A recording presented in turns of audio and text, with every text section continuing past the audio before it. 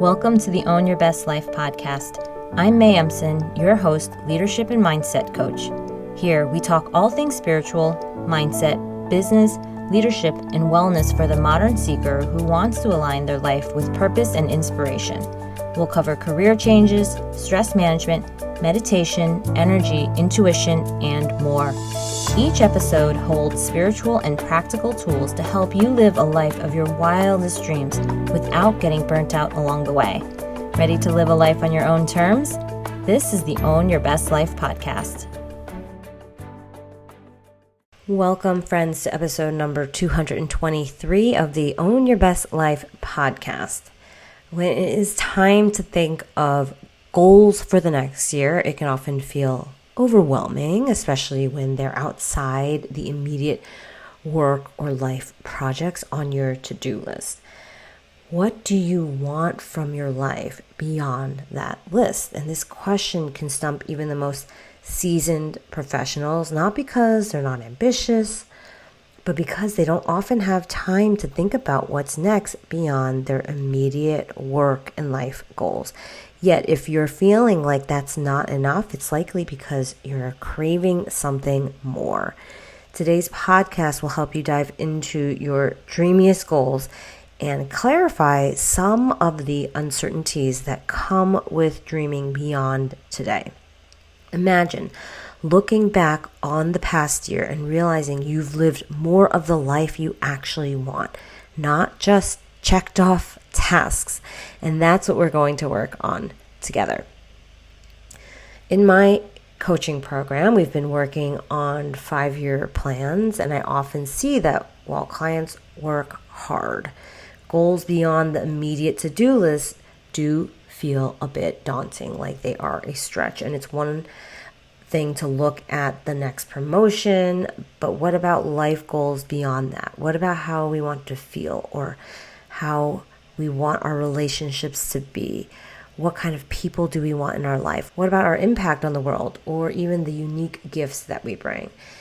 If it all feels uncomfortable or confusing, that's normal. Many of us avoid these kinds of questions by diving back into emails and to-do lists. But here's the thing, goal setting is a skill you can develop.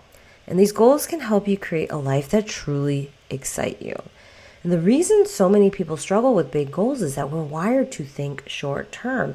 Fear and anxiety keep us in a wait and see mode. And I remember when I was leaving consulting, worried about work-life balance, I almost went into complete hiding. I was hoping no one would notice me.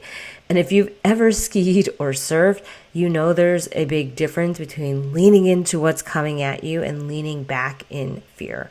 One lets you move at your own pace and navigate what's ahead, and the other keeps you tense and more likely to fail. And if you set big goals in the past and felt like you didn't live up to them, it's easy to think that time has passed and you're past your prime, or that you shouldn't set big goals because of the risk of failing. But this mindset will keep you stuck.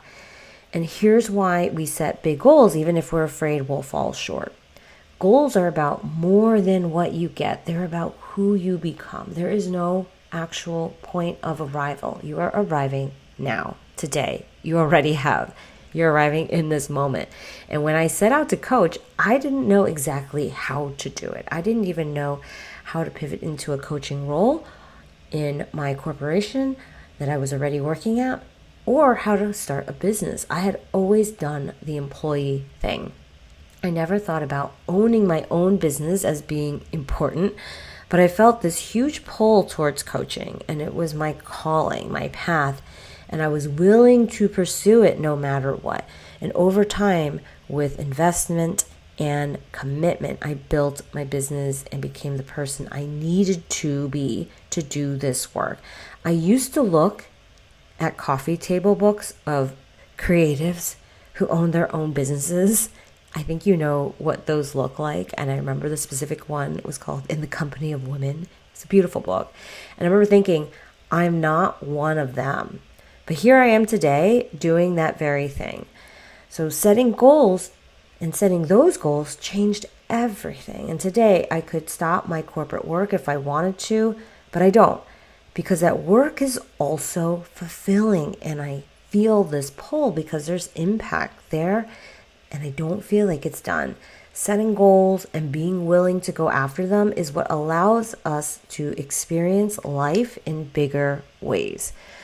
There are 4 kinds of goals that will help you live a life beyond what you can currently imagine.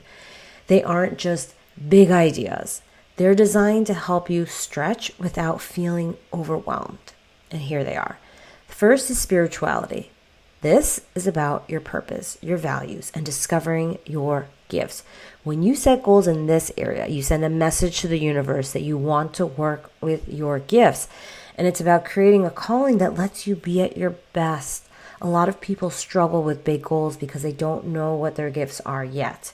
But once you discover them, you can focus your energy where you'll have the greatest impact. The second one is achievement.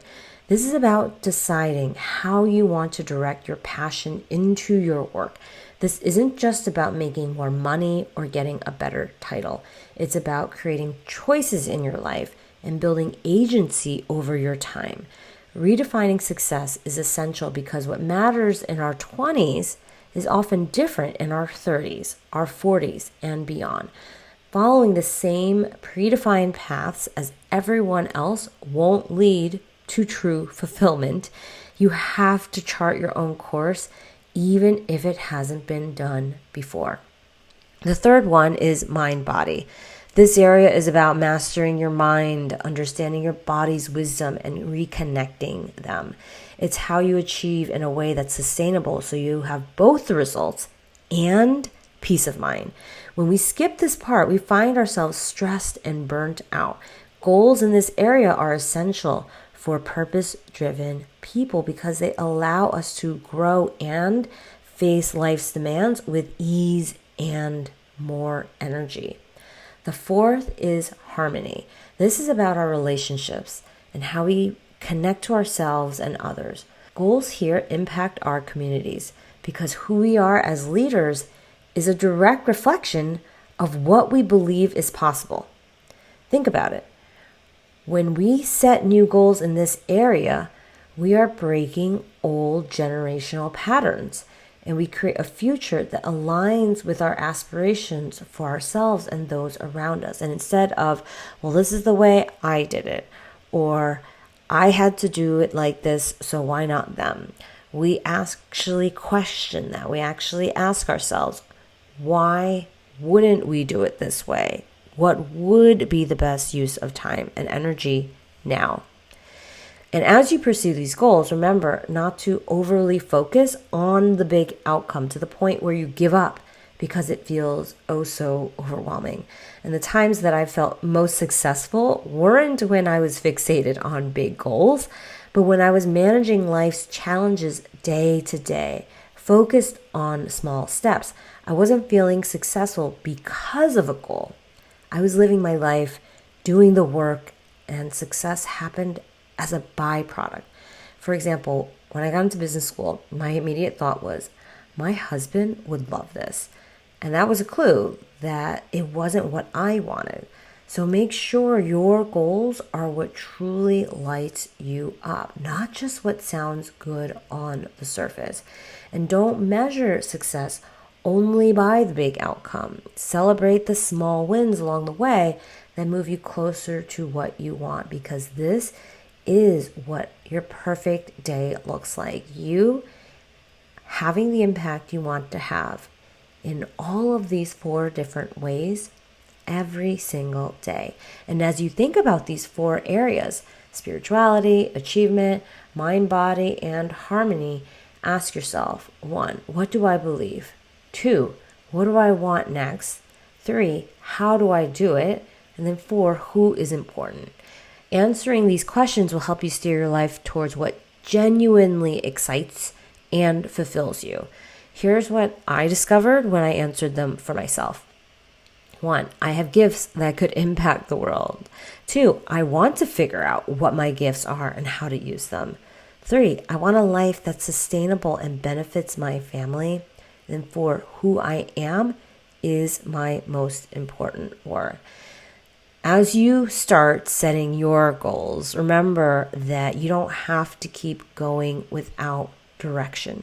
Steer the ship of your life toward what truly brings you joy and fulfillment. Live into your calling, purpose, and passions, and create the life that feels right for you. And if you'd like to become a spiritual achiever, I invite you to watch the free training on how to stand out and lead using spiritual high performance strategies. You can go to the show notes at mayemson.com/223. And you can apply to join my Spiritual Achiever program, where you're going to create your next chapter with spiritual and high performance strategies so that you can have that time and financial freedom, as well as the well-being and inner peace using my proven method. It is risk-free.